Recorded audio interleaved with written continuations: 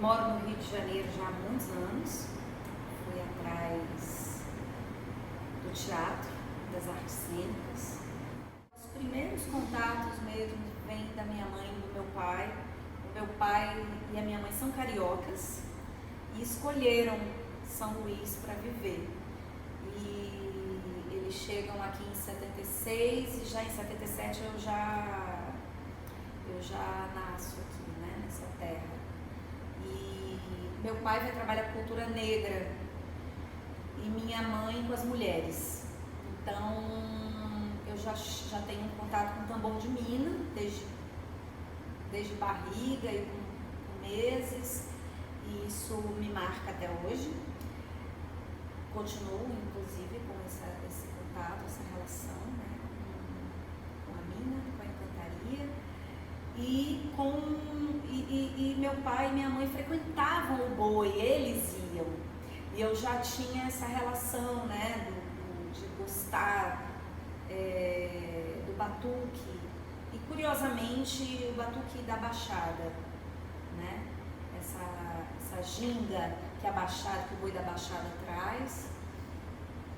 Sempre ri e me assustei com o cazumba. Gostava de brincar de burrinha, né? E meu coração sempre, né, saltitou com essas pulsações. E o tambor de crioula eu via minha mãe dançando e já desde muito pequena eu me atrevia a botar uma saia e ficar ali girando, né, na roda. E aí, já nesse processo de adolescência, eu gostava de estar junto, né? Gostava de ir, de frequentar. Então foi tudo muito junto, assim. Eu fazia teatro com Urias aqui, né? No Odilo Costa Filho, e gostava de ver as rodas que acontecia, né, no mercado, aqui na Praça da Faustina, que na época nem era tão reconhecido, né, por esse nome, e já frequentava o Boi da Floresta, né, mas tudo assim, com aquele olhar de curiosidade.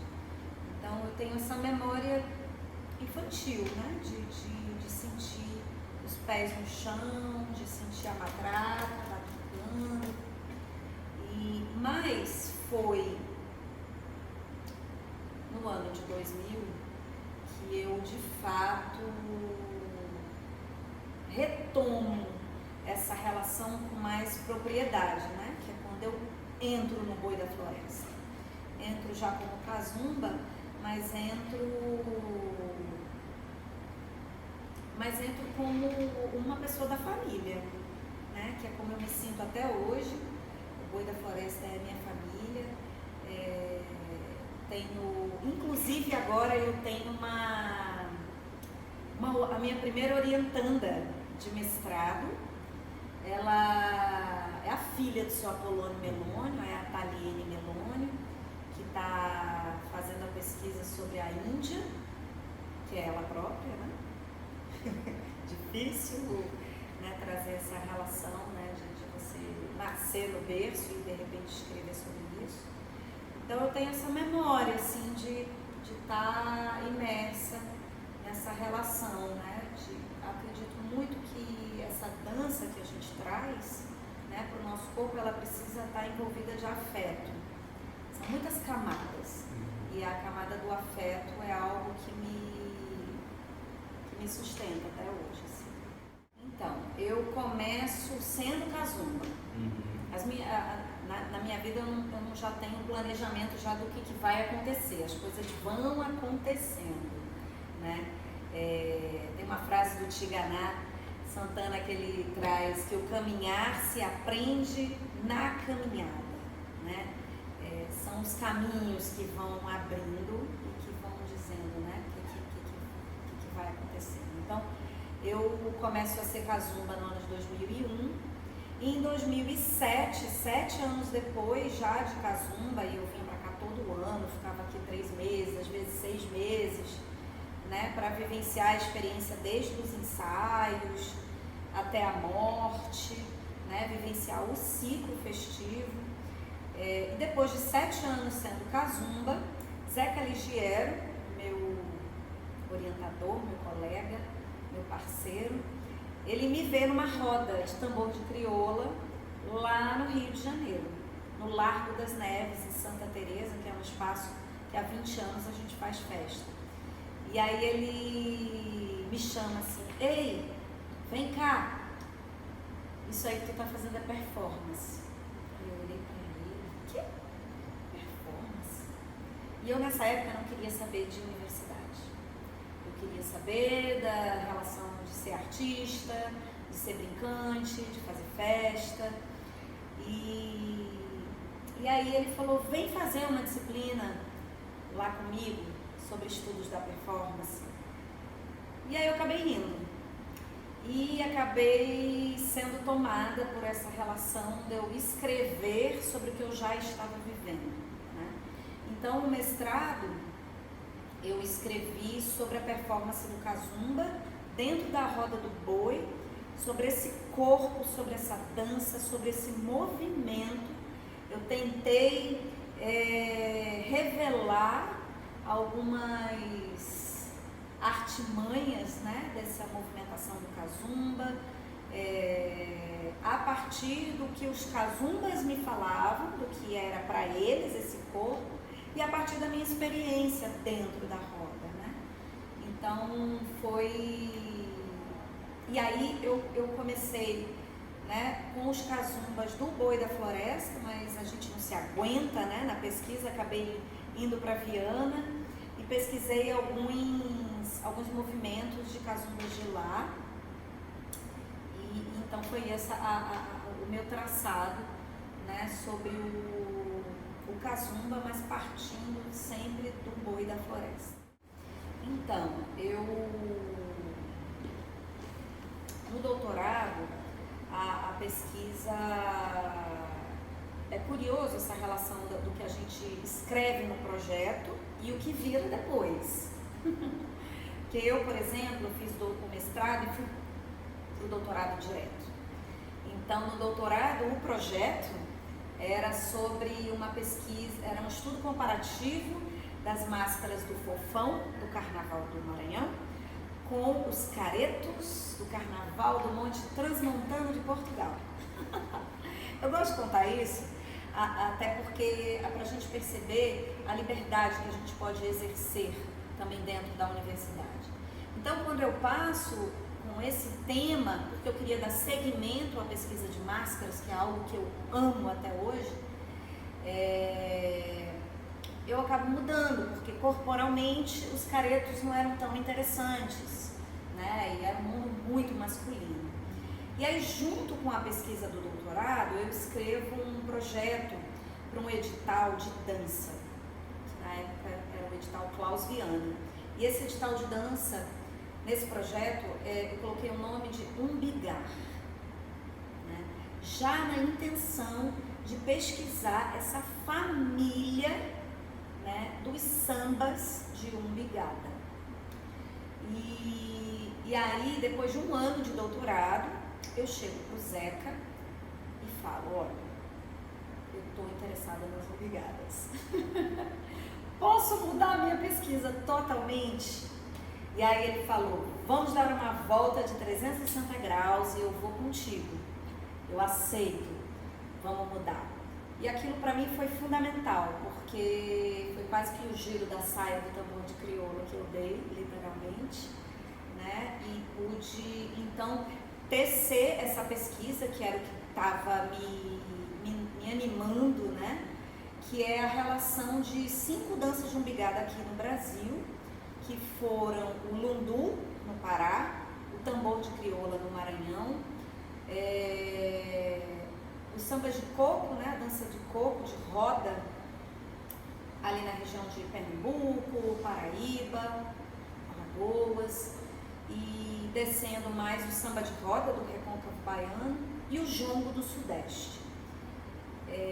De fato, a dança que mais eu tinha experiência e tenho até hoje, né, a vivência é o tambor de crioula, mas eu queria tecer sobre essa relação desse gesto, né, desse movimento de base que era esse encontro, esse diálogo, que aos poucos na pesquisa eu percebi que não era só de umbigo, e inclusive, né, que só o tambor de crioula que mantinha essa relação de encontro, seja de umbigo, seja, né, do toque do corpo, né, que muitas vezes já vi coreiras umbigando com o cotovelo, com a bacia, com o joelho, até lembrando das pernadas dos homens, né, que também tinha-se muito, ainda se tem no interior, mas o que me prevaleceu foi a relação do diálogo. O diálogo entre a mulher com a outra mulher, no caso do tambor de crioula, né? O diálogo entre quem dança e quem toca, isso me marcou muito. E essa relação de que não necessariamente eu preciso encostar em você, mas eu estou ali num diálogo de corpos, pelo olhar e pelo corpo que se aproxima. Isso no jongo é muito evidente, né? O jongo não se toca mais necessariamente, mas tem uma relação que eles chamam de vênia, né? Que é uma relação que a bacia ali está em diálogo com a outra bacia, né? Com o corpo todo, na verdade. Isso até para mim é uma questão que eu tenho vontade de burilar mais, até que ponto não houve ali um embranquecimento gestual, né, no sentido de que não era suportável tantos encontros corporais, né? Tanto que quando eu fui para a Ilha do Marajó, eles falaram para mim que tinha o lundu marajoara e tinha o lundu africano, e o lundu africano era um lundu mais corpo a corpo, mais de encontro mesmo, e que não era, e que era muito sensual, e que aquilo para os turistas que iam visitar não era possível. Então eles fizeram algo mais, né, que não tinha mais tanto esse encontro. E então no doutorado eu pude ir a Moçambique, né, buscar lá essa relação familiar de movimento, desse gesto, né, do diálogo entre esses corpos. E foi incrível, porque poderia ter ido para Angola também, né, porque eu estava em busca da família Banto, né, que está em Angola, está em Moçambique, está no Congo. Mas Moçambique foi aonde fluiu mais uma relação acadêmica, né? Para você viajar é importante que tenha essa relação de convênio, e Moçambique foi aonde eu fui acolhida. E foi muito interessante perceber como que essa relação gestual aqui no Brasil, ela está muito mais... peço licença até para falar isso, mas ela está muito mais uma relação ritual, espontânea, improvisada, entre aspas, né? Porque também a relação do improviso ela é bem complexa, é um improviso enraizado em muitos saberes, né? E aí lá eu encontro uma dança chamada Massepua, que foi a dança que eu mais vi relação com as umbigadas daqui, que tinha encontro de umbigos, mas que tinha toda uma regra. Quem ia para o meio, o encontro de quem que ia ser, mas vislumbrei ali a alegria, a força, a potência, a relação dos pés, no chão, né, do batuque. Vi mulheres tocando também, tambores, que me chamou a atenção. Inclusive um movimento muito de mulheres. Então, pude estabelecer várias relações, né, entre as danças daqui. Nenhuma era igual, né? Eu poderia dizer que eu vi movimentos que me lembravam do tambor, mas que me lembravam do jongo, mas que tinha um sapateado que pudesse ter uma relação com o corpo. E até mesmo com samba de roda, pesquisas não acabam nunca. Quanto mais a gente busca, mais encontra. Inclusive, eu, quando acabei o doutorado, eu fui para Petrolina e conheci lá a dança de véio, que é uma dança de pareia, né? Que também tem umbigada. Então, a pesquisa ela é algo que está aí. E lá em Moçambique, eu não pude viajar para todas as províncias, para todos os estados que eu encontrei as danças, por uma questão territorial mesmo, tudo muito distante. E aí eu fui para o norte. Eu estabeleci a mesma relação Rio de Janeiro, Maranhão. Lá eu cheguei em Maputo, que é a capital, que é no sul, mas eu fui para o norte, eu fui para Nampula. E lá um movimento muito forte de mulheres, e foi aonde eu encontrei as principais danças que estão no meu doutorado. E foi muito curioso, porque eu encontrei danças que nem os dançarinos lá de Maputo conheciam, porque elas não estão ainda organizadas, sistematizadas, né? E fiz um vídeo onde elas aparecem, e aí quem vê percebe as similaridades gestuais, as similaridades de pulsação, né? A relação dos próprios tambores, que são afinados também no fogo, né? E aí você vai vendo, né, a família gestual e a família de pulsação mesmo, que a gente tem aqui no Brasil e aqui no Maranhão. Então, atualmente, estou fazendo essa tríade, assim, né, de ser artista, ser pesquisadora, e como docente eu tenho trabalhado uma dramaturgia vinda desses princípios desse corpo da tradição, né, desse corpo ritual. E a partir de 3 conceitos, né, eu tenho realizado um trabalho de criação, de preparação corporal, seja para o teatro, seja para a dança, seja para o que for o corpo, né? Que é a relação desse corpo que vem de matrizes e que tem uma criação de motrizes, e que a partir dos cruzamentos da sua própria memória, porque isso é fundamental, cada um tem a sua história, cada um tem a sua memória, e isso está ali, impregnado no corpo, né?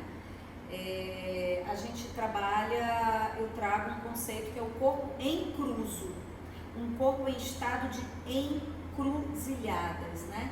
Que é essa relação gestual que vem de uma matriz, mas que você cria a sua motriz a partir dessa matriz, e você traz esse lugar de um corpo encruzo, que é um corpo que se permite furar relações diversas, né? Furar relações de linguagens, né? Que pode ser um corpo que tem voz, então pode ser um corpo que traz sonoridades, um corpo que fala, um corpo que canta,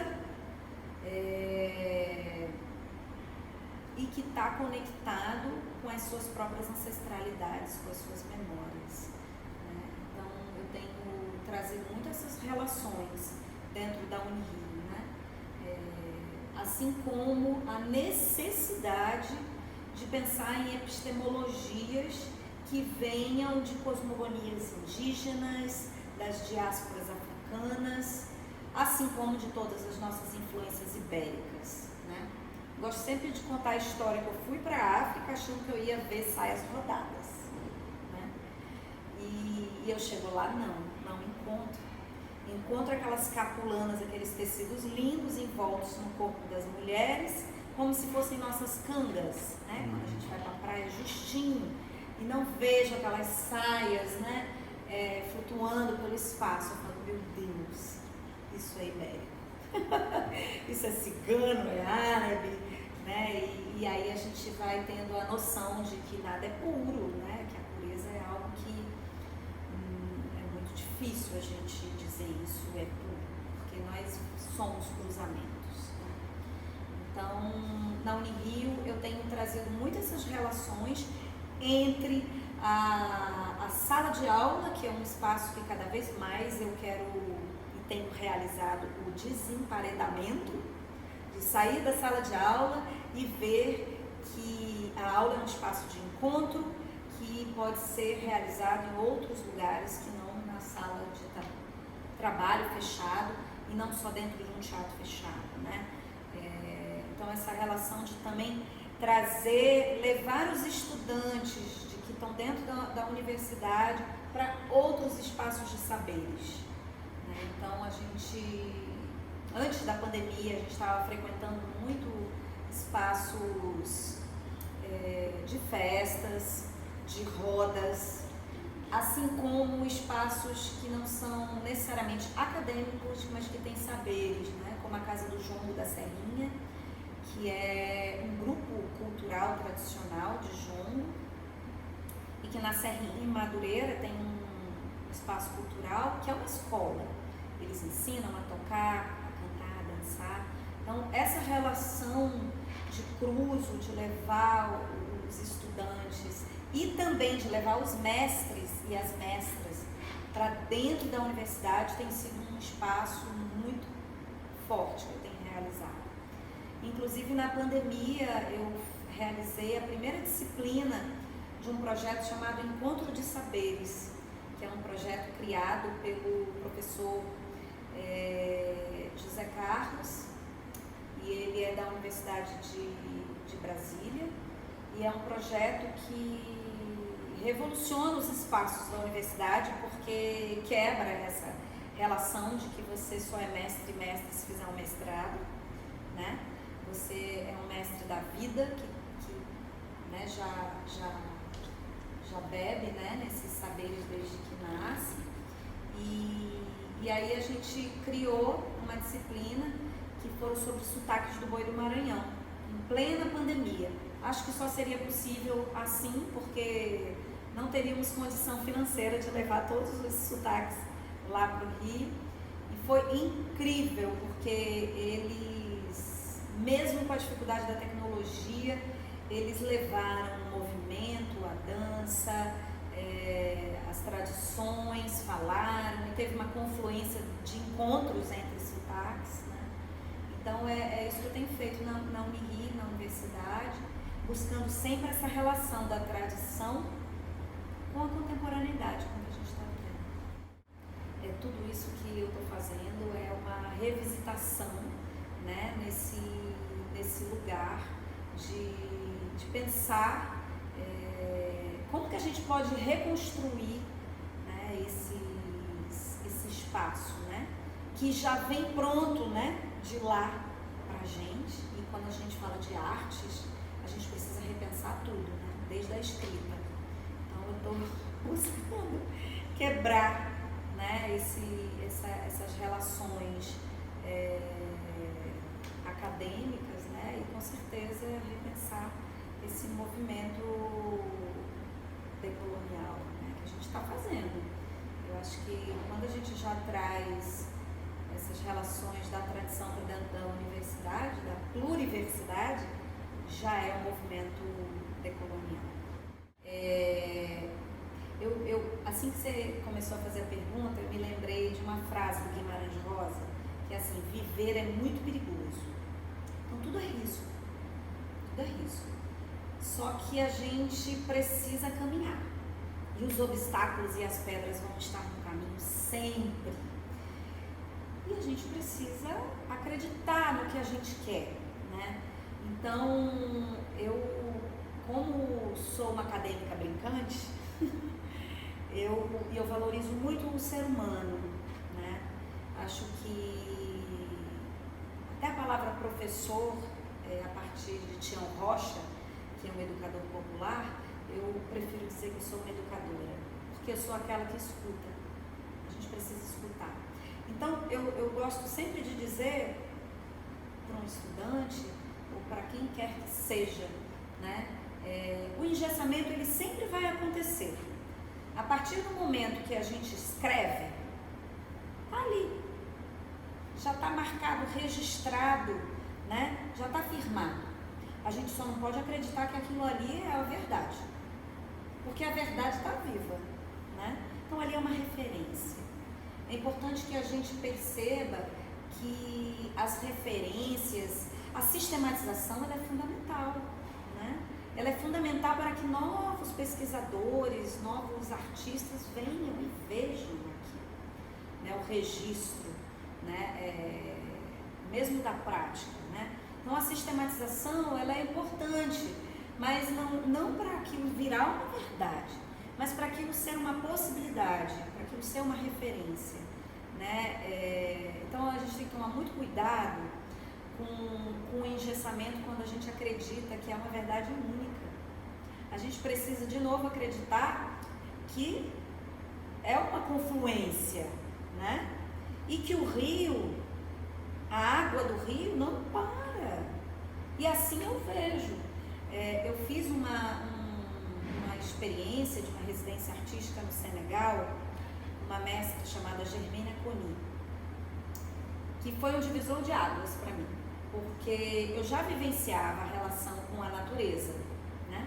Seja no meu corpo, seja na vida, só que ela me mostrou ali que a natureza está dentro de nós, em tudo, né? E a partir dali eu comecei, e ela sistematizou o trabalho dela, né? Ela traz para o corpo a relação com a natureza. E eu, a partir dali, comecei a perceber a importância da sistematização, né? Inclusive o livro dela acabou de ser traduzido para o português agora, acho que pela UFBA, pela Bahia. E ali eu percebi a importância da sistematização, do registro, né? Mas a importância da gente não fechar, não estar fechado, né? Daí vem o princípio da tradição para nossas vidas. O ciclo, ele não é um início, um meio e um fim. O ciclo é sempre um início, um meio e um começo de novo. Ele está sempre num renascimento. A morte não morre para acabar, ela morre para renascer, né? Então eu acredito que quando a gente encontra esses obstáculos, e vai encontrar mesmo, porque eu acho que a gente está num exercício de aprendizado diariamente. Eu mesma, quando eu vou escrever, eu me sinto completamente cerceada às vezes por essas grades curriculares, né? Essas disciplinas. Então é preciso que a gente relembre toda hora, né? Eu lembro de meu pai, que é educador também, Luiz Manhães, que fala que o exercício da escrita é um exercício diário, né? É um exercício de você reler para poetizar. Então a gente precisa reler o que a gente escreve, a gente precisa valorizar aqueles da antiga que a gente vê, que engessou, mas como que a gente dá movimento para a escrita? Ainda mais nós, que trabalhamos com arte, né? Trabalhamos com movimento.